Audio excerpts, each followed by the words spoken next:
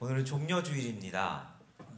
종려주일이 뭐냐 하면 예수님께서 이제 예루살렘 성에 입성하실 때 많은 사람들이 예수님을 마중 나와서 예수님이 가시는 그 길 앞에 자기의 겉옷을 벗어서 깔고 또 종려나무 가지를 흔들고 그러면서 앞과 뒤 따르며 예수님의 앞에서 호산나 호산나 하면서 주님을 높이는, 그래서 예수님을 정말 최선을 다해서 예루살렘 입성하시는 그 모습 앞에 영광 돌리고 환영으로 맞이했던 그 예루살렘 입성을 기념하는 주일, 그게 바로 종려주일입니다.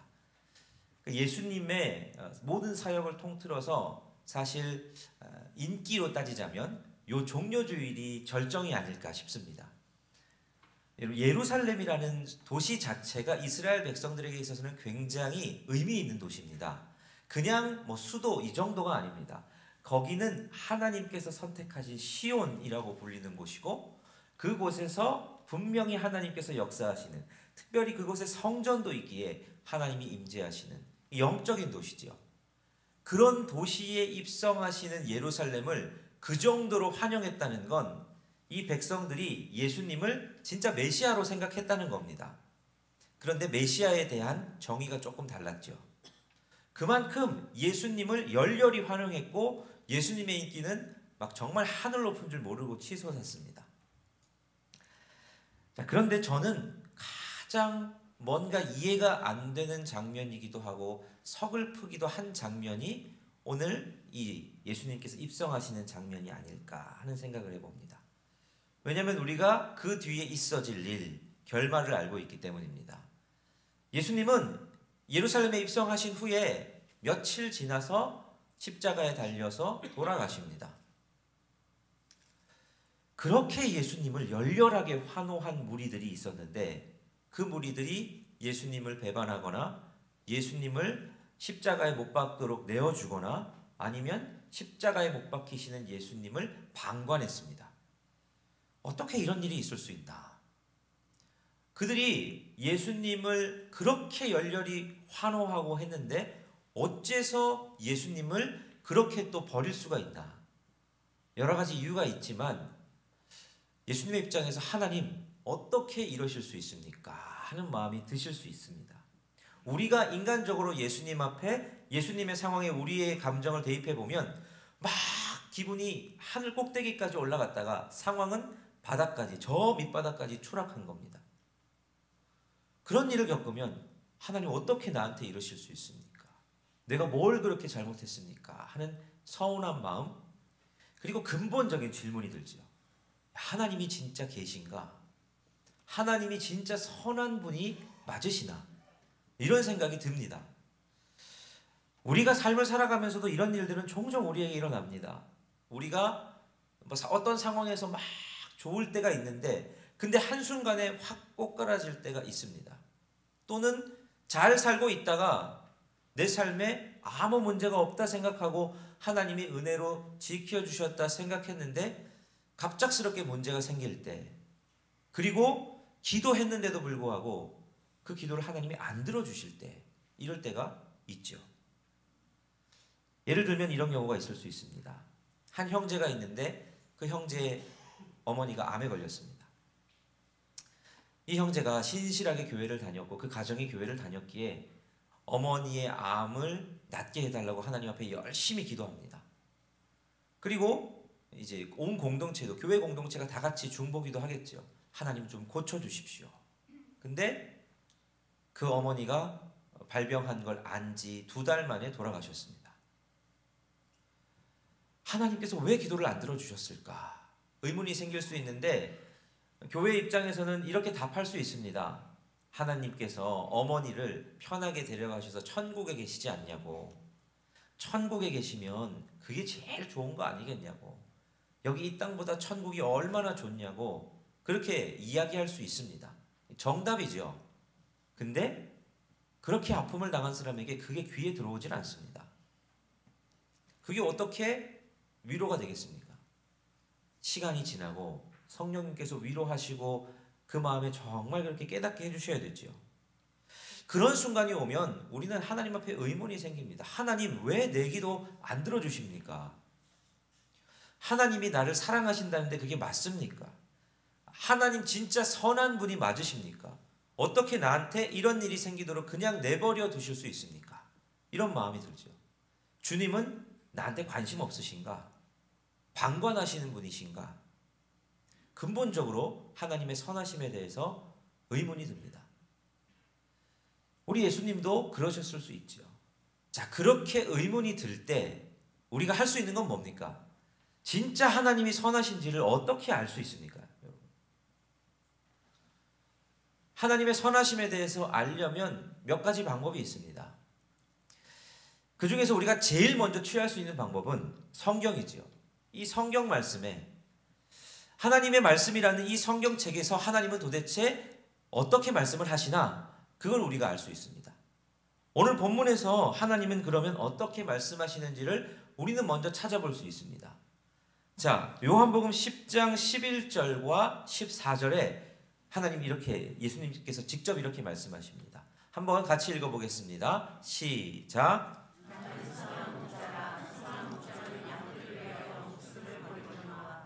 나는 선한 목자라. 나는 내 양을 알고 양도 나를 아는 것이. 자, 11절과 14절에서 공통적으로 말씀하시는 게 어떤 내용입니까? 나는 선한 목자다. 나는 선한 목자다. 여기서 선한이라는 단어가 눈에 들어오죠. 예수님은 자기를 선한 분이라 하십니다. 삼위일체 하나님은 자기를 선한 분이라 하시죠. 요한복음은 예수님께서 특징이 있는데 자기를 계시하는 7가지 계시를 말씀하십니다. 자기가 누군지를 말씀하시는 거죠. 예를 들면 나는 세상의 빛이다.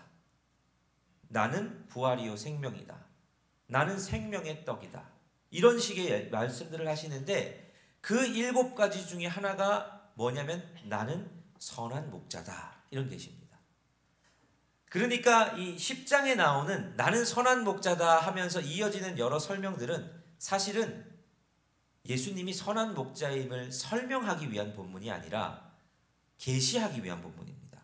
그러니까 선포하는 본문이죠. 우리가 창세기를 대할 때도 그렇게 말씀을 드렸는데 창세기 1장 1절은 설명하려고 하는 게 아니라 선포하는 본문이라고 그랬죠. 이것도 마찬가지입니다. 예수님이 선한 목자이신 걸 어떻게 증명하려고 하는 본문이 아니라 계시하시는 본문입니다. 계시라는 건 감춰져 있던 게 드러난다 하는 게 계시죠. 그러니까 예수님은 자기가 어떤 분이신지를 선포하십니다. 논리적으로 설명하려고 하시는 게 아니죠.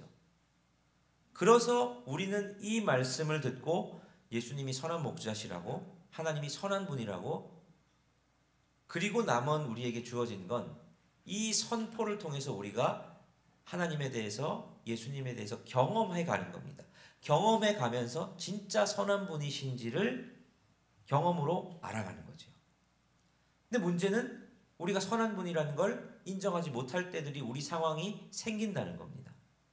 그러면 두 번째로 우리가 할 수 있는 건 뭔가?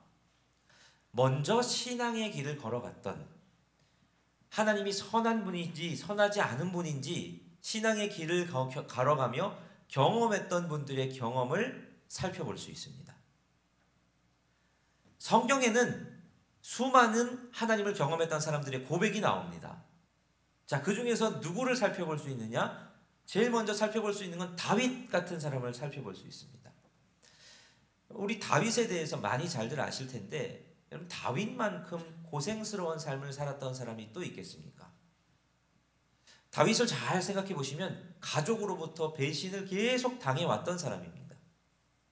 장인어른인 사울로부터 죽임당할 것 피해서 광야에서 10년을 도망다녔습니다. 왕으로 즉위해서 잘 통치하다가 어느 날 아들이 반란을 일으킵니다. 아들을 피해서 또 도망자 세월을 합니다. 장인어른을 피해서 도망할 때에 어떻게 도망했습니까?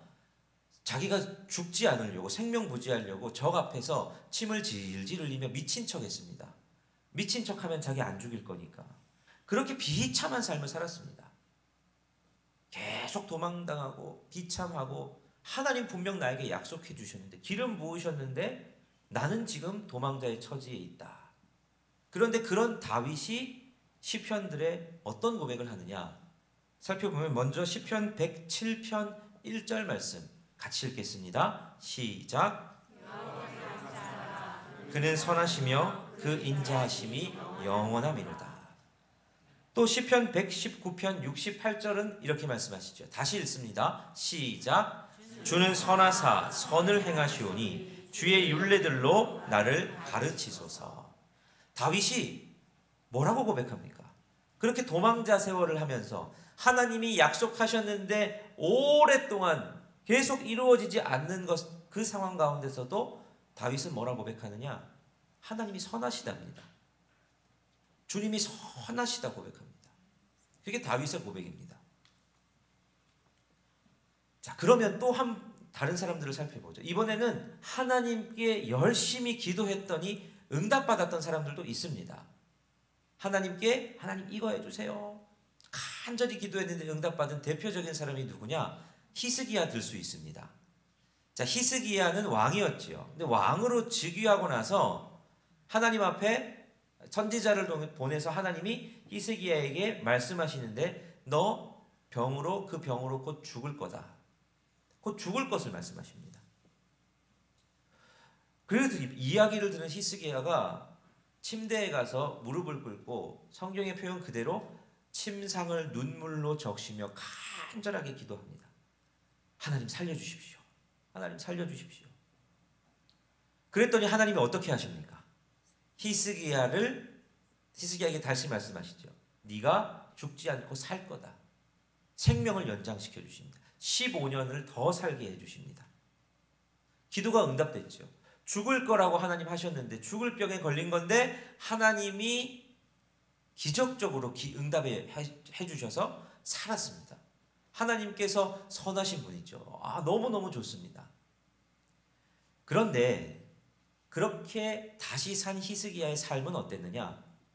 하나님께 생명 연장받고 난 이후의 15년의 삶은 히스기야의 삶에 있어서 그리 좋은 기억들이 아닙니다. 그는 교만해졌습니다. 교만해져서 하나님 앞에 계속 죄를 짓습니다. 그리고 결국은 어떻게 됩니까? 그가 낳은 아들이 누굽니까? 므낫세 왕입니다.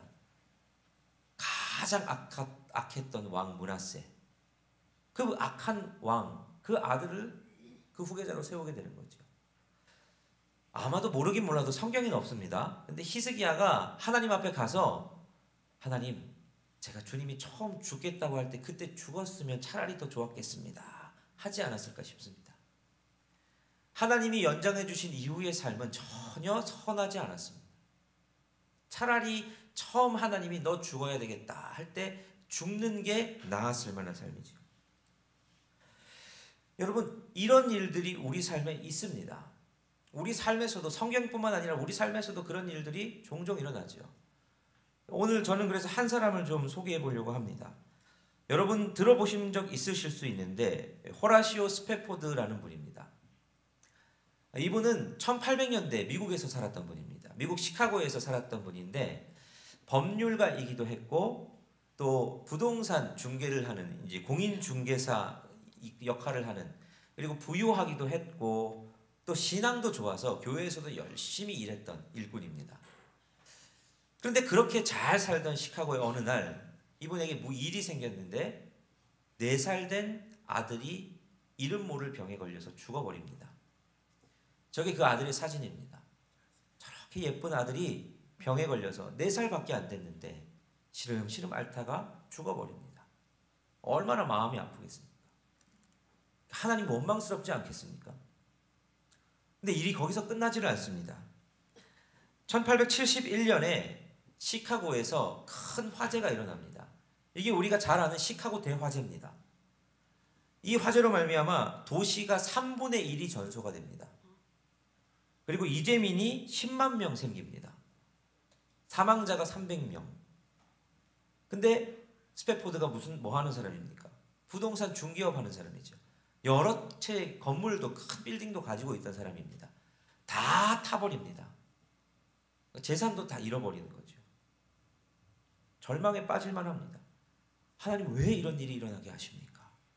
이런 생각이 들만한데 아내가 그에게 얘기합니다. 우리가 지금 도저히 정신을 차릴 수 없을 정도로 너무 힘드니 여기를 좀 떠나면 좋겠습니다.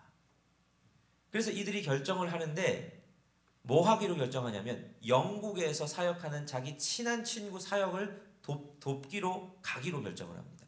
대단하죠. 이런 어려운 일 만났는데 하나님 원망하지 않고 멀리 있는 친구 사역 도우러 갑니다. 근데 영국에서 사역하던 그 친구가 누구냐? 유명한 부흥사인 D.L. 무디입니다. D.L. 무디의 사역을 돕겠다고 이제 영국으로 건너갈 계획을 세웁니다. 근데 이제 이 스패포드는 할 일이 좀 더 남아 있는 겁니다. 정리해야 될 일이 있죠. 부동산 중개했던 것들, 법률 자문했던 것들 좀 정리하기 위해서 나는 뉴욕에 가서 그걸 좀 정리해야 되니까 아내랑 4명의 딸들을 데리고 딸들이 먼저 영국으로 배 타고 건너가도록 합니다. 그래서 아내가 4명의 딸들을 데리고 먼저 영국으로 건너가고 이 호라시오는 뉴욕으로 가서 일들을 다 정리를 합니다. 그렇게 잘 정리를 하고 이제 호텔방에서 이제 영국으로 곧 출발해야 되겠다 생각을 하는데 어느 날 이제 호텔방을 문을 딱 열고 신문을 보는데 신문에 이런 기사가 떠 있는 겁니다. 저게 그 당시 뉴욕 타임즈의 신문 기사와 그리고 실렸던 그림입니다. 배가 항해를 하다가 태풍을 만납니다. 그래서 두 채의 배가 서로 충돌을 합니다. 그래서 두 채가 모두 다 가라앉아 버리고 맙니다. 단 12분 만에 모든 배가 그냥 침몰을 해버립니다. 그게 대문짝만하게 뉴스로 났는데 저 배에 이 호레시오의 아내와 4명의 딸들이 타고 있었습니다.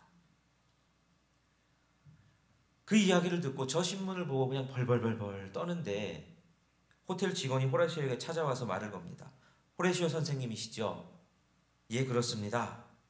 여기 당신 앞으로 전보가 하나 왔습니다. 하고 전보를 줍니다. 저게 그 당시 전보입니다. 아내에게서 온 전보였습니다. 내용은 이렇습니다. 여보, 나 혼자 살아남았어요. 어떻게 할까요? 아내가 4명의 딸들을 데리고 탔는데 4명의 딸들이 다 빠져 죽은 겁니다. 이후에 아내를 만나서 이 설명을 듣는데 태풍이 왔었지 않습니까? 큰 파도가 덮치는 겁니다. 큰 파도가 하나가 덮칠 때마다 아이가 하나씩 사라졌답니다. 아무리 부둥켜 안아도 큰 파도 앞에서 놓칠 수밖에 없었답니다. 마지막 막내는 죽기 살기로 껴안고 있었는데 또 파도가 덮쳤을 때 이 아내가 머리를 부딪히고 의식을 잃어버립니다. 그리고 눈을 떠보니 자기만 판자떼기 위에 널브러져 있고 아이들이 다 없어진 거죠. 그렇게 4명의 아이들이 그 사고로 다 죽어버리고 맙니다. 이 호레시오가 어떻게 할 줄 모르고 최대한 빨리 준비를 해서 영국으로 배를 타고 출발을 합니다. 그렇게 배를 타고 가는 길에 선장이 호레시오에게 찾아옵니다. 그러면서 호레시오 선생님, 지금 이 지점이 사고가 났던 그 지점입니다. 제가 배를 잠깐 세워드릴 테니까 여기서 시간을 좀 가지시죠. 하고 배려를 해줍니다. 호레시오가 그 배 위에 갑판에 올라와서 바다를 바라보는데 너무 잔잔한 겁니다. 이 잔잔한 바다가 그렇게 풍랑을 일으켜서 자기의 4명의 자녀를 다 앗아갔다고 생각하니 마음이 무너지겠죠. 근데 한참 동안 그렇게 바다 위를 바라보다가 다시 자신의 객실로 돌아와서 2가지를 합니다. 첫 번째로 한 건 자신의 동생 레이첼에게 편지를 쓰는 건데 이런 내용의 편지를 썼습니다. 레이첼아, 나의 딸들을 집어삼킨 바다 한가운데 내가 있단다. 그러나 내 딸들이 이 깊은 바다에 있다고 생각하지 않는다. 그 양 같은 우리 딸들은 선한 목자의 품에 지금 안겨 있다고 생각한다. 라고 편지를 썼습니다. 그리고는 호텔에서 가져왔던 메모지에 찬양 가사를 써내려가기 시작합니다. 찬양의 가사를 쓰는데 저게 지금도 그 당시 뉴욕에 호레시오가 머물렀던 호텔에 보관이 되어 있다고 합니다. 이 찬양의 가사가 나중에 곡이 붙여지고 찬송가에 들어오게 되는데 그게 바로 413장 내 평생에 가는 길이라는 찬양입니다. 그 찬양의 가사의 묵상에 이 고백이 담겨 있는 거죠. 나의 영혼은 늘 평안하다. 저 마귀가 삼키는 것처럼 입을 벌리고 파도가 우리의 딸들을 삼켜갔지만 우리 주님께서는 그 모든 것들도 다 주관하고 계심을 믿는다 고백하는 거죠. 그리고 거기서 십자가를 묵상합니다. 내 죄가 주홍빛같이 붉을지라도 우리 주님께서 죽으심으로 그 모든 것 다 사했으니 내가 흰눈보다도 더 깨끗해질 거라고 그렇게 고백을 합니다. 이 호라시오가 나중에 또 한 명의 딸을 얻습니다. 이제 엘리자벳이라는 딸인데 이 엘리자벳이 아빠가 작사한 저 찬송가를 가지고 묻습니다. 아빠는 이 찬송 중에 몇 절이 제일 좋으냐고. 그러니까 아빠는 4절이 제일 좋다 그럽니다. 왜 4절이 제일 좋으냐? 주님이 다시 오시면 그날에는 내가 예수님도 다시 만날 거고 죽은 내 딸들도 다시 만날 거다 하는 것 때문에 자기는 4절이 제일 좋다 이렇게 고백을 합니다. 이렇게 믿음 좋은 호레시오에게 좋은 일만 계속되면 좋겠는데 어느 날 영국에 있는 그에게 미국 자기 시카고 교회에서 편지가 옵니다. 근데 내용이 호레시오를 제명하겠다는 겁니다. 왜냐? 당신이 그렇게 당신 삶에 안 좋은 일들만 계속되는 거 보니까 뭔가 당신이 죄를 많이 지은 것 같습니다. 우리는 당신과 함께 사역할 수 없겠습니다 하고 제명을 합니다. 영국에서 돌아갈 의미가 없어진 호레시오가 어디로 향하냐면 이스라엘로 향합니다. 이스라엘로 향해서 이스라엘에서 한 오래된 건물을 사서 거기를 수리하고 거기서 한 가지 사역을 시작하는데 화해 사역이라는 걸 시작합니다. 그 당시에 전쟁이 있고 복잡했던 이 팔레스타인 지역에 고아들을 데려왔다가 고아들을 먹이고 가난한 자를 구제하고 그리고 하나님 앞에 기도하고 하는 사역을 시작하는데 저게 그 당시 화해 사역을 했던 이 흑백 사진이 그 멤버들이 거기서 찍은 사진입니다. 이 화해 사역을 했던 건물은 오늘날도 있습니다. 오늘날에는 호텔이 돼서 아메리칸 콜로니 호텔이라는 호텔로 지금도 저렇게 운영을 하고 있습니다. 이 호라시오가 마지막 생을 다할 때 정말 많은 사람들이 편지를 보냈답니다. 많은 사람들이 편지를 보냈는데 그 내용들이 어떤 것이 있었냐? 당신이 지은 그 찬양 때문에 내가 내 아들이 죽었을 때 참 많이 위로를 받았습니다 하는 내용도 있었고 당신이 전쟁 고아였던 나를 먹여줘서 내가 살 수 있었습니다 이런 고백도 있었고 내가 배고플 때 당신이 음식을 나누어줘서 내가 살 수 있었습니다 이런 수많은 감사를 표하는 고백들이 그의 마지막 장례식 때 편지로 많이 도착했답니다. 그가 임종을 하기 전 유언을 남겼습니다. 마지막 말에서 그는 어떻게 얘기했느냐? 내 인생을 돌아보니 하나님의 선하심은 나의 상황과 환경을 따라 변하지 않았다. 하나님은 항상 선하시다. 이렇게 고백을 합니다. 딸들을 잃고 아들도 잃고 재산도 잃고 공동체도 잃고 그렇게 많은 것을 잃어버린 사람이었는데 이가 마지막에 한 고백은 뭐냐? 하나님은 항상 선하시다라는 고백이었습니다. 우리는 하나님의 선하심을 판단할 때 하나님이 내 상황과 환경을 내가 원하는 대로 바꾸어줘야 하나님이 선하시다고 생각합니다. 내가 원하는 대로, 내가 기도하는 대로 그렇게 바꿔주시면 하나님이 선하시다 생각하는데 하나님은 우리의 상황과 환경을 바꾸시는 것에 우리가 생각하는 것보다 관심이 별로 없으십니다. 하나님은 우리의 상황과 환경보다 우리를 바꾸시는 것에 관심이 있으십니다. 우리 가족, 나 자신을 하나님이 원하시는 모습으로 바꾸어 가는데 하나님은 훨씬 더 관심이 있으십니다. 그래서 우리는 하나님이 원하는 대로 내 상황과 환경을 바꿔야 하나님이 선하시다 생각하지만 하나님은 선하신 뜻대로 나를 바꾸어 가시는 게 하나님의 선하심이다 하는 거죠. 사회학자인 블로니슬라프 멜리노브스키라는 이름도 어려운 이분이 어떤 말을 했냐면 마술과 종교를 정의하는데, 비교해서 정의하는데 이렇게 정의합니다. 사람들은 마술 속에서 무슨 일이든 자기 뜻대로 할 수 있는 신을 찾으려 하지만 종교에서는 자신이 신의 의지에 따르려고 노력한다.